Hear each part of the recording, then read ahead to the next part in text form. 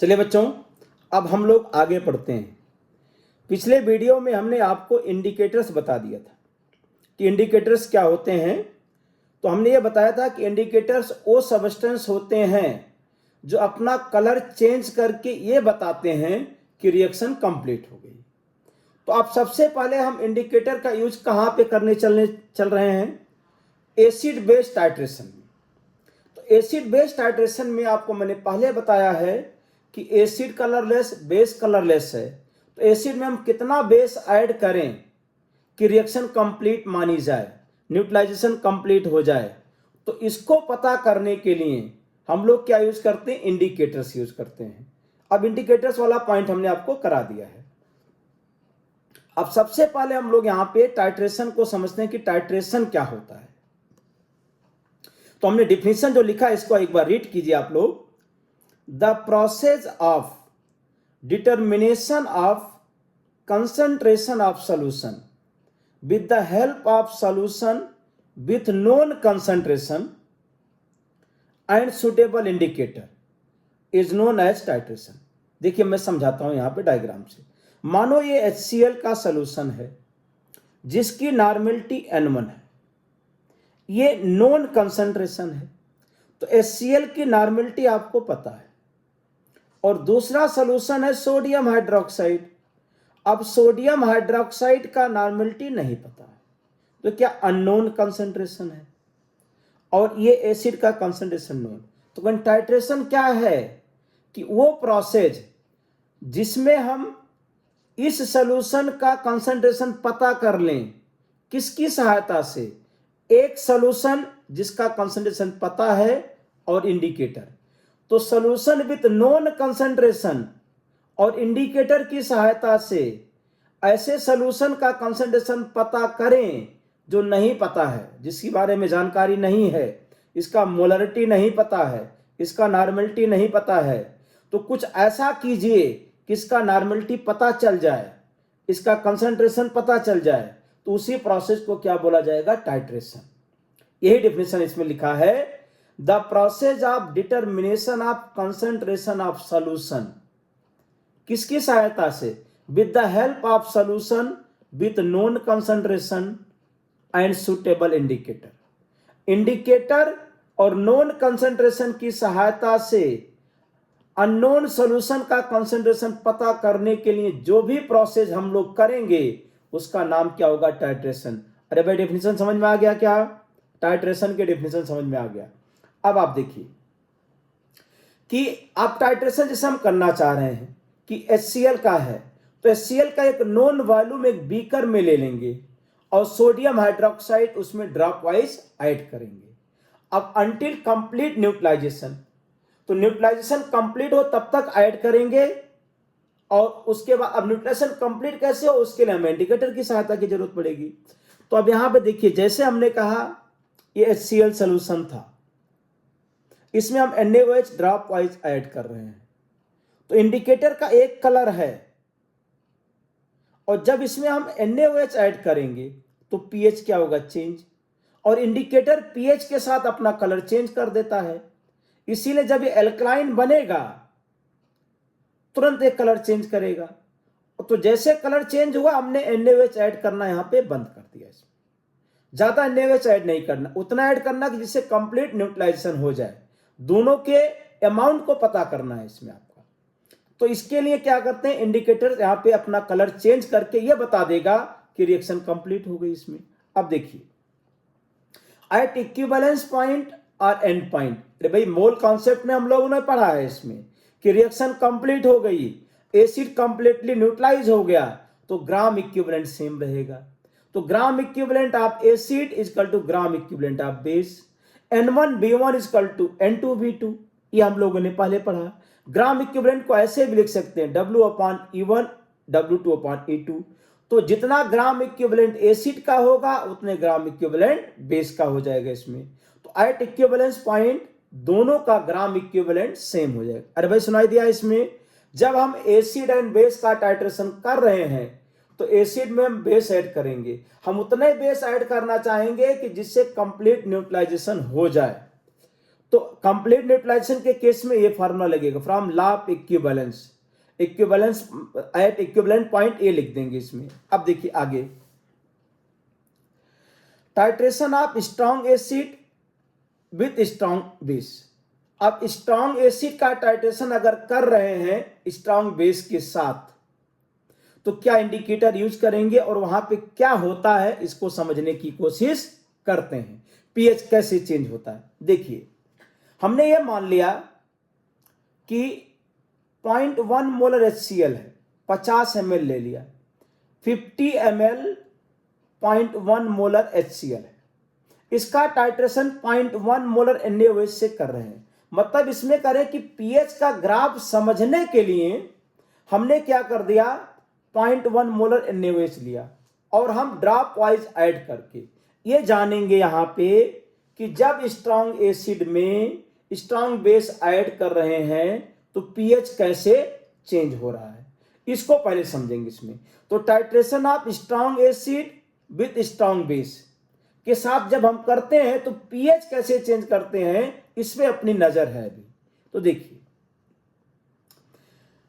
माना ये 0.1 molar 50 ml solution है, इसमें हम सोडियम हाइड्रोक्साइड ऐड कर रहे हैं जिसका कंसंट्रेशन 0.1 दिया गया है। अब आपको मैं बार बार बोल रहा हूं इसमें कि यहां पे हम दोनों का कंसंट्रेशन नोन ले रहे हैं। इसमें हमें यह पता करना है कि जब हम बेस ऐड कर रहे हैं तो पीएच किस तरह से चेंज हो रहा है, क्या कोई जंप आ रहा है। उस जंप को समझने के लिए हमने यहां पे NaOH का नोन कंसंट्रेशन ले लिया है। ठीक है, तो हम यहां पे देखेंगे ग्राफ क्या बनता है पीएच का, उसके बाद इंडिकेटर सेलेक्ट करेंगे इसमें। तो देखिए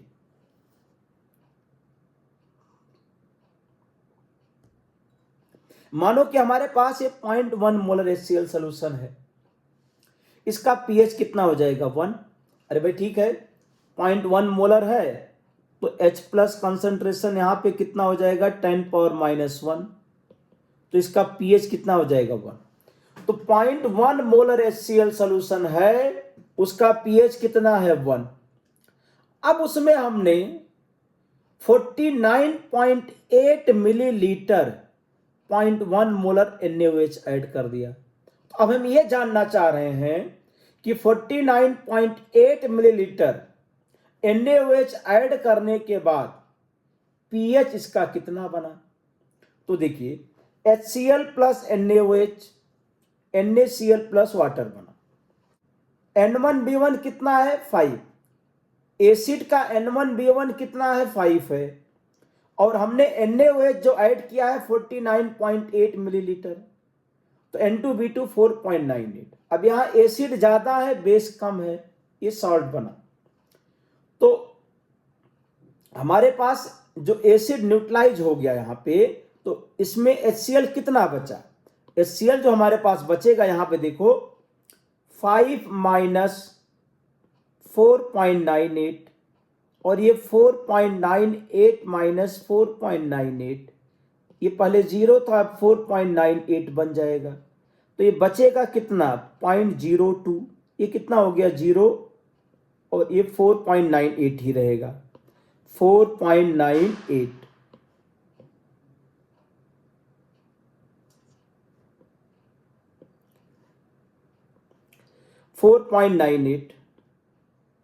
ये 0.02 बच गया इसमें। तो आप कह रहे हैं कि HCl कितना बड़ा 0.02 बचा। अब 0.02 डिवाइड बाई टोटल वॉल्यूम करेंगे तो टोटल वॉल्यूम 99.8, इसको अप्रॉक्सीमेट हमने 100 मान लिया इसमें। तो 100 अगर मान लिया तो HCl का कंसंट्रेशन कितना बचेगा 2 × 10⁻⁴। अरे भाई सुनाई दिया क्या। तो अब यहां पे H प्लस कंसंट्रेशन 2 × 10⁻⁴ आ गया, तो पीएच कितना हो जाएगा 3.7, पीएच कितना 3.7। तो जब आपने 49.8 मिलीलीटर ऐड किया तो 1 से पीएच कितना हुआ 3.7, 1 से 3.7 हो गया। अब आगे की कहानी देखो, pH after addition of 50 ml 0.2 ml और बढ़ाओ, तो 0 से लेकर के 49.8 ml तक जब आपने ऐड किया तो पीएच 1 से 3.7 हुआ। अभी 50 ml जैसे ऐड कर दिया तो 49.8 से 50 मतलब 0.2 मिलीलीटर ऐड किया तो पीएच कितना हो जाएगा? 3.7 से कितना हो जाएगा? 7 हो गया, क्योंकि यहाँ पे N1B1 5, N2B2 5, तो सॉल्ट बनेगा NaCl। NaCl का हाइड्रोलिसिस होगा नहीं, अब ये बन जाएगा न्यूट्रल सोल्यूशन और पीएच कितना आ गया? 7। तो 0.2 ml ऐड करते 3.7 से 7 हो गया ये। अब आगे का देखो, pH after addition of 50.1 ml और ऐड कर दिया। तो जब 0.1 ml NaOH ऐड किया तो अब N1B1 स्टार्टिंग में कितना था? 5। अभी N2B2 कितना? 5.01। मतलब अगर 50 ml HCl का टाइट्रेशन 0.1 मोलर NaOH से कर रहे हैं और हमने 50.1 मिलीलीटर ऐड कर दिया तो पीएच कितना हो जाएगा? तो तुरंत यहां पे निकालेंगे, NaOH बच गया तो NaOH कितना बचा? 0.01 और डिवाइड बाई 100.1, फिर इसको आप अप्रॉक्सीमेट 100 ही मान लीजिए। तो NaOH कंसंट्रेशन कितना हो गया? 10⁻⁴।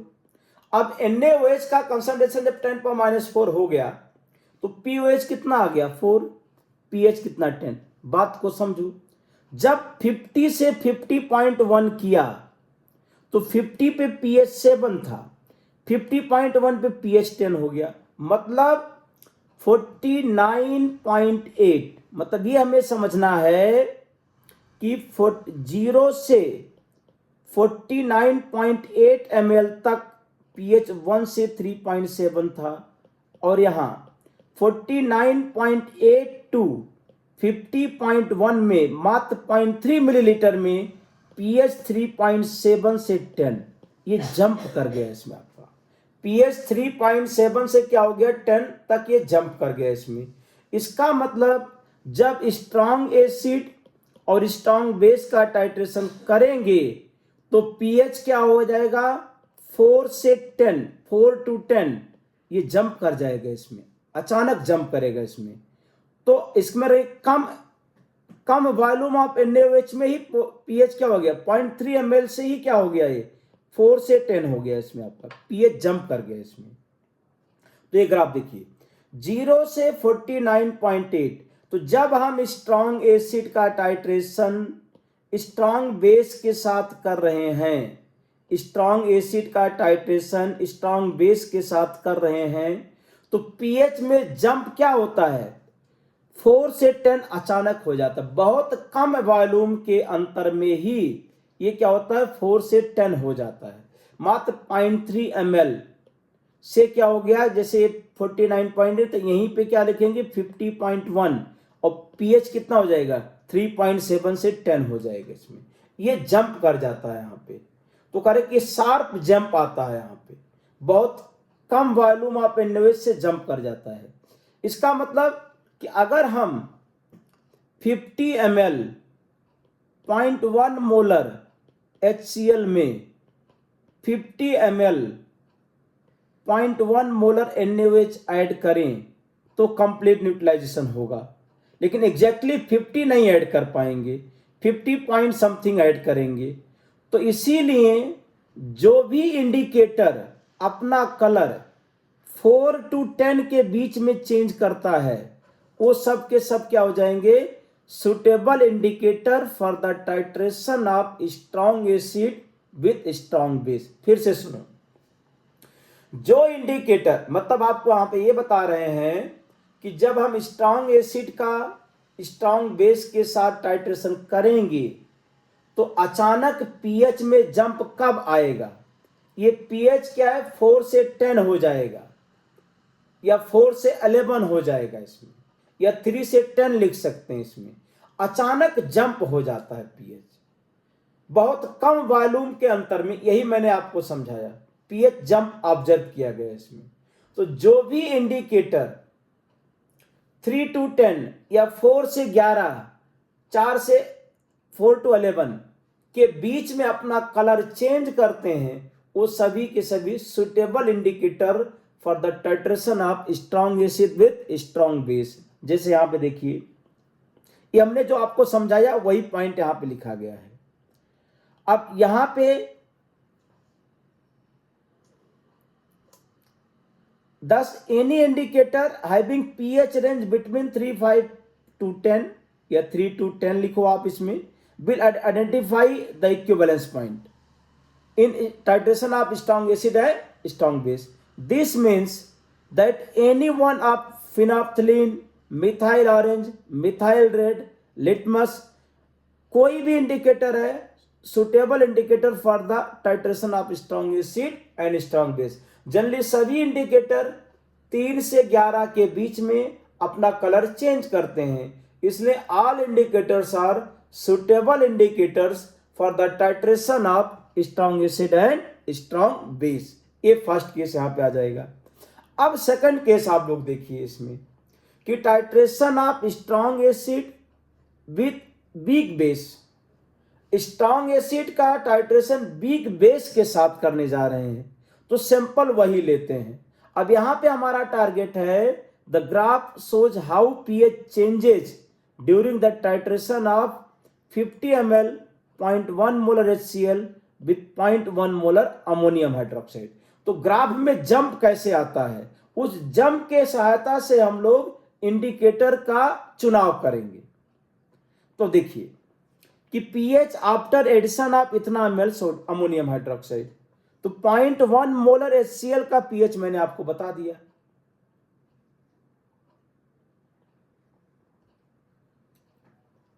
पॉइंट 1 मोलर HCl का पीएच 1 है।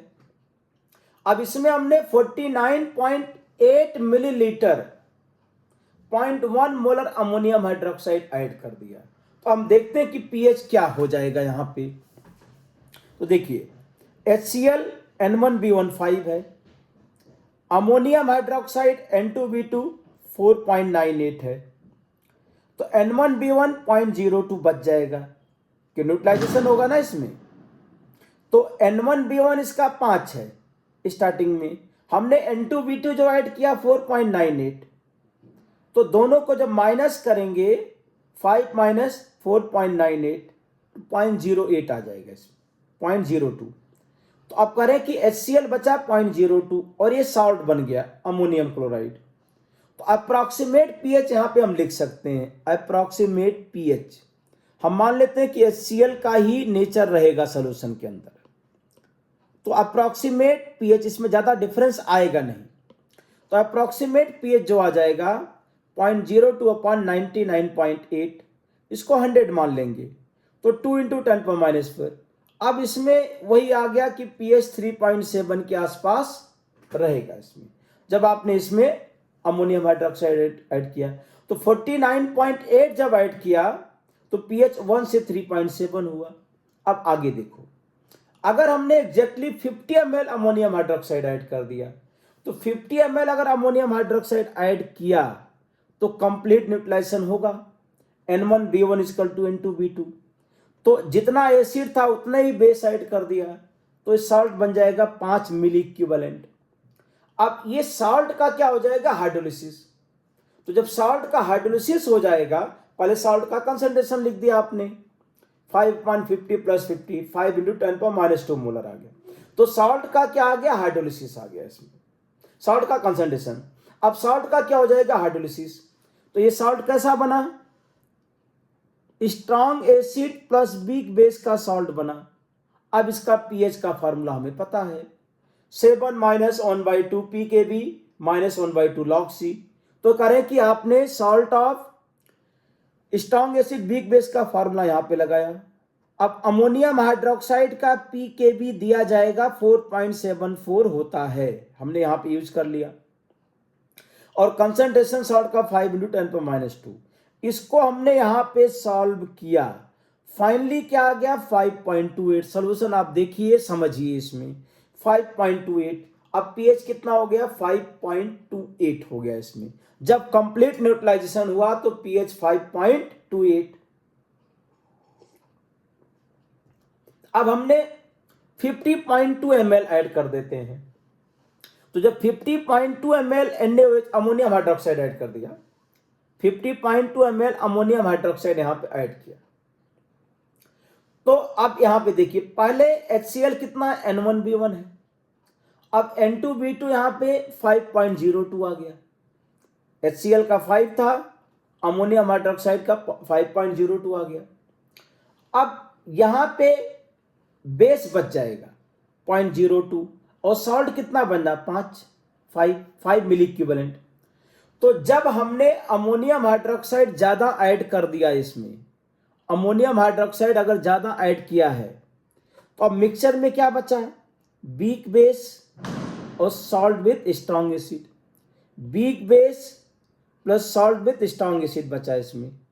तो अब weak base plus salt with strong acid, ये क्या हो गया, बफर हो गया, ये बेसिक बफर बन गया।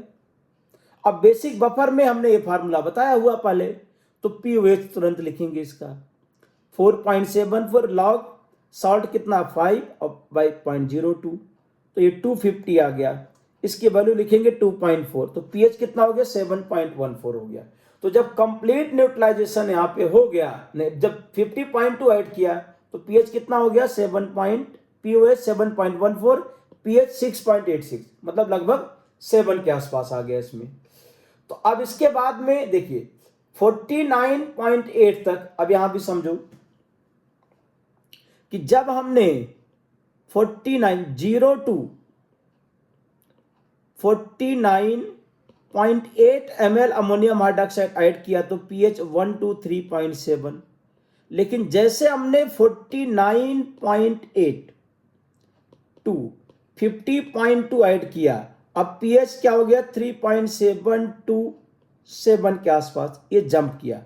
तो मात्र 0.4 मिलीलीटर में ये 3.7 से 7 के बीच में जंप कर गया, मतलब 3 to 7 मान सकते हैं इसमें। तो जब हम स्ट्रॉन्ग एसिड का टाइट्रेशन वीक बेस के साथ करेंगे तो जो पीएच में जंप आता है 3 से 7 के आसपास जंप आ जाता है। बाकी अब यहाँ पे वीक बेस बनेगा तो पीएच क्या होगा, स्लो रेट से इंक्रीज करेगा। तो यहाँ पे वो इंडिकेटर यूज करेंगे जिसका पीएच रेंज 3 से 7 के बीच में होगा, वो क्या हो जाएंगे सुटेबल। अरे भाई समझ में आया क्या, जब हम स्ट्रॉन्ग एसिड का टाइट्रेशन वीक बेस के साथ करते हैं तो जो पीएच में जंप आता है वो 3 से 7 के बीच में आता है। तो जो इंडिकेटर, मतलब कंक्लूजन देखो, बात को समझो, इंडिकेटर क्या होते हैं, अपना कलर चेंज करके ये बताते हैं रिएक्शन कंप्लीट। तो अगर हमने स्ट्रॉन्ग एसिड का टाइट्रेशन वीक बेस के साथ किया तो एक्सपेरिमेंटली ऑब्जर्व किया जाता है कि इसमें शार्प जंप, मतलब कम ml वीक बेस से शार्प जंप क्या आता है 3 से 7 के बीच में पीएच चेंज होता है। तो जो इंडिकेटर अपना कलर 3 to 7 में चेंज करता होगा वो क्या हो जाएगा, suitable indicator for the titration of strong acid with weak base. अब यहां पे लिखा हमने methyl orange, methyl red and litmus are suitable indicator for the titration of strong acid and weak base. तो स्ट्रॉन्ग एसिड स्ट्रॉन्ग बेस के लिए हमने क्या टाइट्रेशन बताया, स्ट्रॉन्ग एसिड स्ट्रॉन्ग बेस के लिए सुटेबल इंडिकेटर क्या बताया, सभी। और वहां पे पीएच जंप कहां से करता है, 3 to 10 लिख सकते हैं या 4 to 11 लिख सकते हैं, इसके बीच में जंप कर जाता है इसमें, तो सभी सुटेबल। अब कोई कहे कि स्ट्रॉन्ग एसिड का टाइट्रेशन वीक बेस के साथ कर रहे हैं भाई, तो पीएच का जंप क्या होता है, कहीं भाई हमें याद है 3 to 7 के बीच में जंप करता है, कहीं कौन सा इंडिकेटर सुटेबल होगा। तो कॉन्सेप्ट यह है कि जो भी इंडिकेटर अपना कलर 3 से 7 के बीच में चेंज करता है वो सुटेबल इंडिकेटर है। कहीं दो एक का नाम बताओ भाई, ये लिखा है methyl orange, methyl red, litmus, ये क्या है स्ट्रॉन्ग एसिड वीक बेस के टाइट्रेशन के लिए सुटेबल इंडिकेटर की तरह व्यवहार करते हैं। Thank you.